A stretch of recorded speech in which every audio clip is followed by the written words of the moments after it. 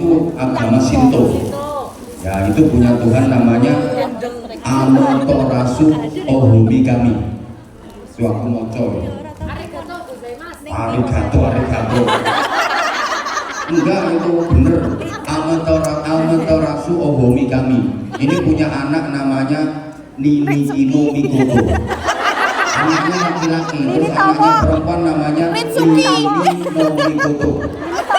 Punya anak lagi namanya Makoyoto. Punya anak lagi namanya Hirohito. Makanya sekarang kaisar Jepang itu namanya Kaisar Hirohito. Punya anak lagi Naruto Ajinomoto. Masako. Semua agama punya kitab suci. Kita umat Islam, kitab sucinya Al-Qur'an. Kalau agama Kristen, kitab sucinya Injil atau Bible. Ini banyak, ini ada perjanjian lama, perjanjian baru, ada Lukas, Barnabas, Markus, Matius, Yohanes, macam-macam. Yo diceritanya. Terus kalau umat Hindu itu kitab sucinya Weda. Kalau umat Buddha kitab sucinya Tripitaka. Kalau umat Konghucu itu kitab sucinya Sisu. Sisu kok susu? Sisu sama Luigi. Saya tangan dulu.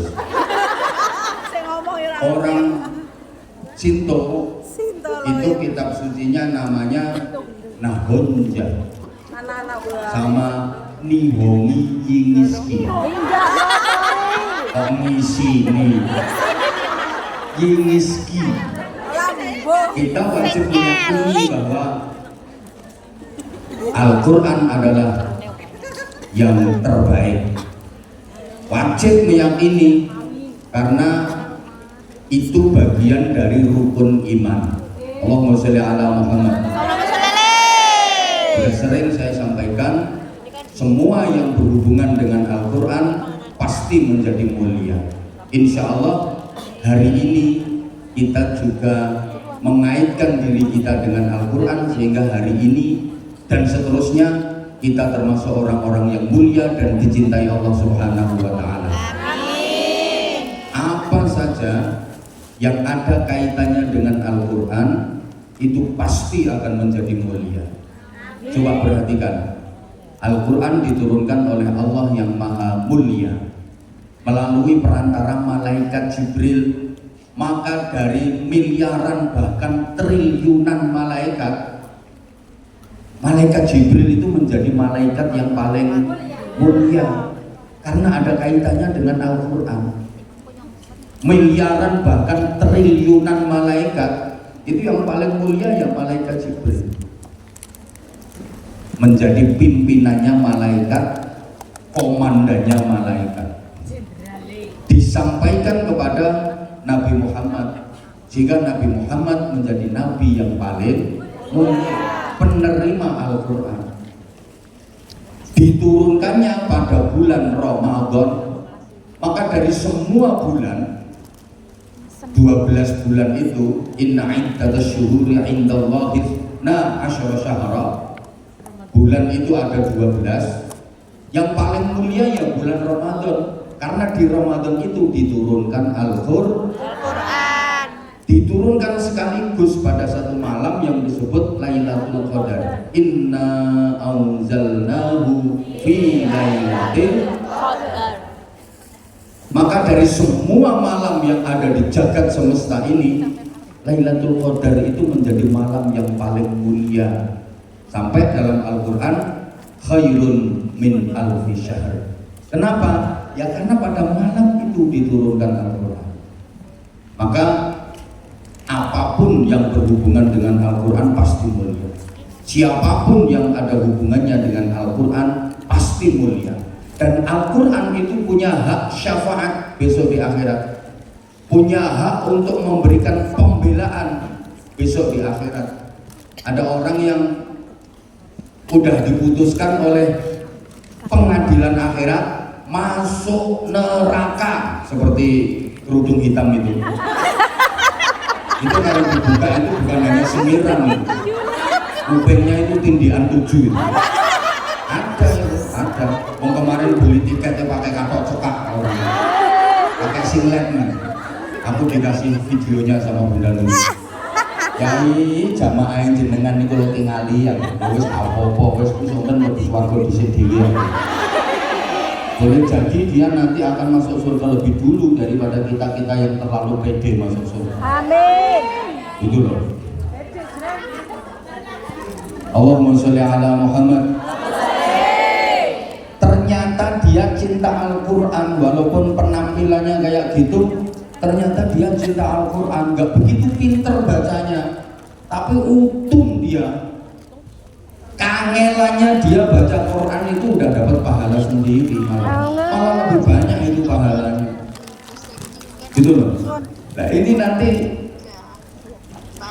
yang sebenarnya dia udah diputuskan untuk masuk neraka bisa disyafaati Al-Quran, dibela oleh Al-Quran, gak jadi neraka tapi masuk surga. Allahumma sholli ala Muhammad. Gini ya, kita di dunia ini kan perantau. Artinya perantau itu kita nggak netep selamanya, kita nggak tinggal selamanya di dunia ini. Di dunia ini kita ini perantau. Memang manusia ini kan makhluk perantau. Dulu kita pernah merantau di alam azali. Berapa lama? Hanya Allah yang tahu. Setelah itu pindah kita merantau di alam arwah. Sampean itu pernah jadi perantau di alam roh dulu. Berapa lama? Wallahu a'lam. Hanya Allah yang Maha tahu. Kemudian kita merantau lagi di alam rahim atau alam kandungan. Kalau dihitung dengan perhitungan dunia, ya rata-rata 9 bulan sekian hari, ada yang kurang ada yang lebih, tapi umumnya 9 bulan sekian hari.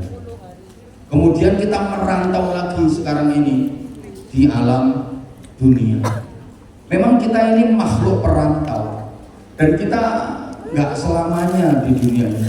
Habis ini dipindah ke alam barzakh atau alam kubur. Masuk sampean nggak pengen jalan-jalan rono? Belum Pak, belum siap Pak. Asyik loh alam kubur. Belum siap Pak, belum siap Pak. Para rasul udah di sana semua, para nabi udah di sana semua, para wali-wali kekasih Allah udah di sana semua, ulama-ulama hebat udah di sana semua, bahkan mbah-mbah sampean udah banyak yang di sana. Tinggal sampean yang belum. Rencananya nyusul kapan?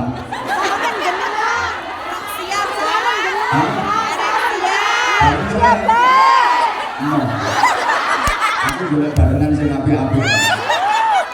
Nah gini ya, namanya orang merantau. Diandong jenengan pokoknya. Namanya orang merantau itu Undi-undi wes, Mbak. suatu saat pasti akan pulang. Betul? Kayak jenengan yang di sini ini kan merantau. Sembah ini. Masa mau di Hongkong terus? Suatu saat pasti akan pulang. Betul? Ada yang sudah memikirkan itu? Sudah. Ada yang sudah merencanakan itu? Sudah. Pasti namanya merantau kok. Suatu saat pasti akan pulang. Makanya orang yang sudah selesai perantauannya di dunia biasanya disebut berpulang ke rahmatullah. Nah itu yang bilang innalillahi itu kayaknya sebenarnya Yula orangnya pakai jaket anzamannya. Anakmu Iba. Anak itu. Orang yang sudah selesai merantau di alam dunia biasanya akan disebut berpulang ke rahmatullah. Betul? Dan namanya merantau pasti mikir waktu pulang. Kayak sampean ini udah berpikir nanti aku pulang.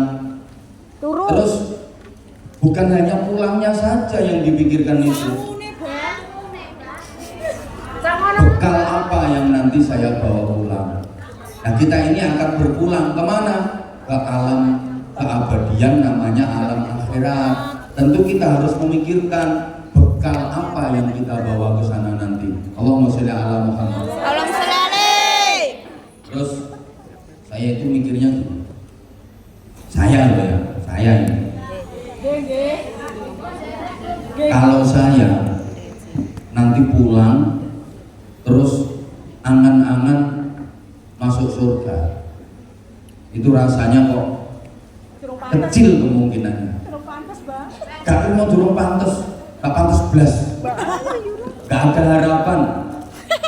Karena saya tahu ibadah saya seberapa, amal-amal yang dianggap baik yang saya lakukan berapa. Saya tahu ukurannya, berapa sholat saya, berapa zakat saya, berapa puasa saya, berapa sedekah saya, sebanyak apa zikir saya, baca Quran saya, terus berapa banyak saya sedekahnya, berapa banyak saya nyantuni yatimnya, berapa banyak saya menolong orang.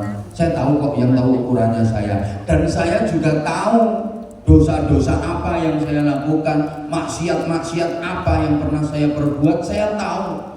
Sehingga andaikan saya kalkulasi sendiri, saya hitung sendiri, gak ada harapan bagi saya untuk masuk surga. Itu saya loh ya, maaf. Apa mana dapuramu? Bukan, ini saya yang saya Langsung majelek. Saya itu mikirnya gini. Udah dengerin dong saya. Iya sayang. Saya mikirnya gini. Nabi Adam yang sudah menjadi penduduk surga lawas. Nabi Adam itu wong lawas, wis suwe manggon ning swarga. Nabi Adam yang udah tinggal di surga lama, itu gara-gara kesalahan sekali saja dikeluarkan dari surga. Padahal Nabi Adam udah lama tinggal di surga, gara-gara salah sekali saja dikeluarkan dari surga. Lah terus kita yang pojokannya surga aja belum pernah lihat, kok pengen ke sana, sedangkan kesalahan kita Banyak.